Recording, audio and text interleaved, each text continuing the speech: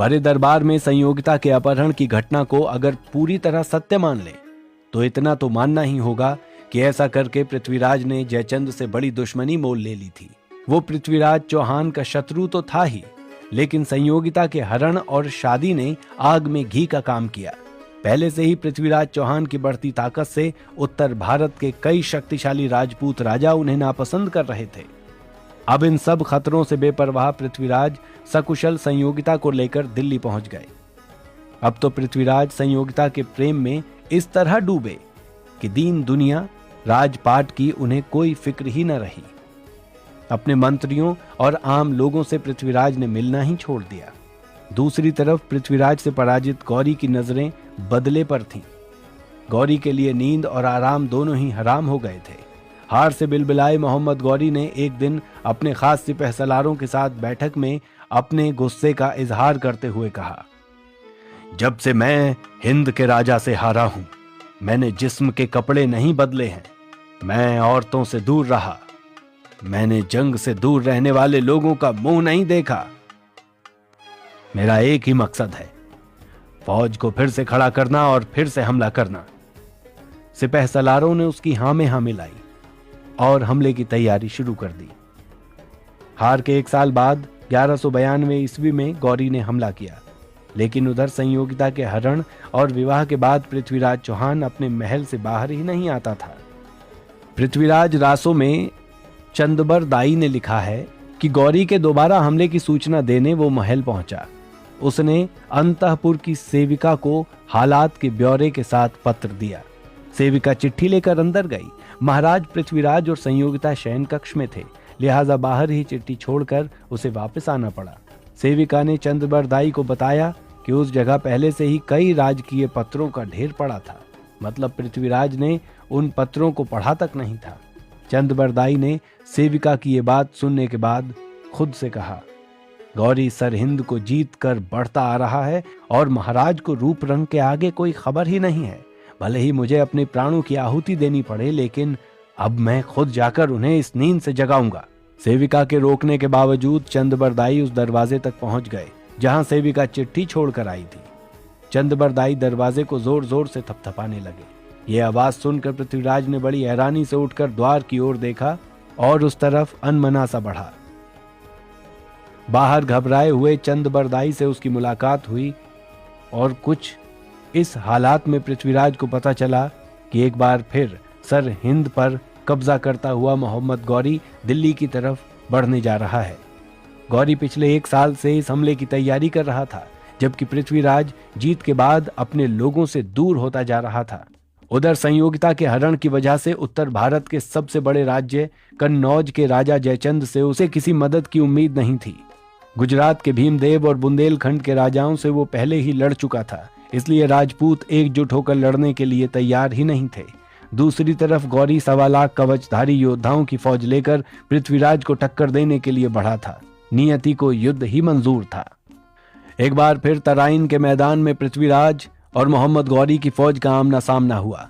मैदान वही, प्रतिद्वंदी वही, लेकिन क्या परिणाम भी वही होना था जो 1 साल पहले हुआ था। यह भी कहा जाता है कि युद्ध से पहले मोहम्मद गौरी ने संधि समझौते के लिए प्रस्ताव भेजा। यह स्पष्ट नहीं है कि पृथ्वीराज ने उस प्रस्ताव को माना या ठुकराया। दोनों ही फौजें आमने सामने खड़ी हुई, छिटपुट हमले शुरू हुए। एक रात जब पृथ्वीराज सोया हुआ था, तभी गौरी की घुड़सवार फौज ने उसके शिविर पर हमला बोल दिया। जैसे तैसे हमले से बचते बचाते पृथ्वीराज चौहान वहां से भाग निकला। उसकी फौज में खलबली मच गई। जब सेना नायक ही ना हो तो सेना कैसे लड़ती। आखिरकार पृथ्वीराज चौहान की पराजय हुई।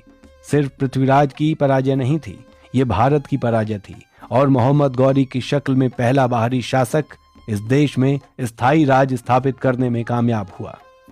इतिहासकारों की राय में यह भारतीय इतिहास का रुख बदल देने वाली घटना थी, जिसका दंश भारत कई शताब्दियों तक झेलता रहा। 2 साल के भीतर गौरी की सेना पंजाब से शुरू होकर वाराणसी तक पहुंच चुकी थी और उसे रोकने वाला कोई पृथ्वीराज रास्ते में मौजूद नहीं था। पृथ्वीराज चौहान तराइन से निकलने में कामयाब हुआ, लेकिन गौरी की सेना ने सिरका में उसे पकड़ लिया। कुछ लोग कहते हैं कि वहीं पर गौरी ने पृथ्वीराज की हत्या कर दी।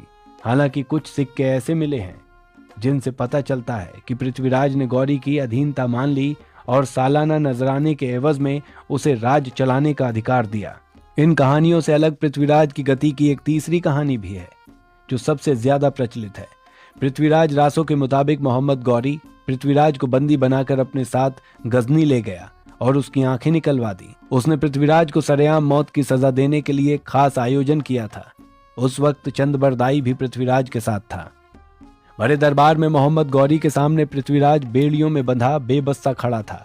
पृथ्वीराज का ये हाल देखकर मोहम्मद गौरी अपनी ताकत के नशे में चूर होकर बोला, हिंदुस्तान के इस जांबाज के नाम से लोग कांपते थे, लेकिन अब ये हमारे सामने हाथ बांधे खड़ा है। हम इसे मौत देंगे, लेकिन इतनी आसानी से नहीं। मैंने सुना है कि यह आवाजों के इशारे पर तीर चलाता है। क्या ये सच है? गौरी की बात सुनकर बगल में बैठा उसका वजीर मुस्कुराते हुए बोला, सुल्तान, उसे शब्द भेदी बाण कहते हैं। मोहम्मद गौरी सिर हिलाते हुए बोला, हाँ वही। तो आज हम इसे मौत देने से पहले यह आखिरी तमाशा भी देखेंगे।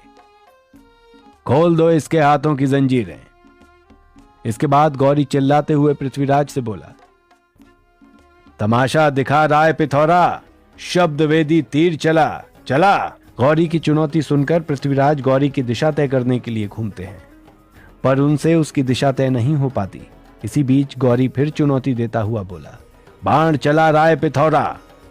अब की बार पृथ्वीराज गौरी की दिशा तय कर लेते हैं और अंदाजा लगाने लगते हैं। तभी चंदबरदाई उनको अपने छंद में गौरी के स्थान का संकेत करते हुए बोला, 4 बांस 24 गज, अंगुल अष्ट प्रमाण, ता ऊपर सुल्तान है, मत चूको चौहान। ये सुनते ही पृथ्वीराज ने अपना सिर घुमाया और तीर चला दिया। एक क्षण में उसका तीर सीधे मोहम्मद गौरी की गर्दन में जा लगा। गौरी कटे पेड़ की तरह वहीं गिर पड़ा। पृथ्वीराज रासो के मुताबिक मोहम्मद गौरी को तीर लगते ही चंदबरदाई और पृथ्वीराज ने वहीं एक दूसरे को कटार मारकर आत्महत्या कर ली। कहा जाता है कि चंदबरदाई ने पहले अपने बेटे को अपनी किताब पृथ्वीराज रासो सौंप दी थी और उसके बेटे ने ही इस किताब में ये कहानी जोड़ी।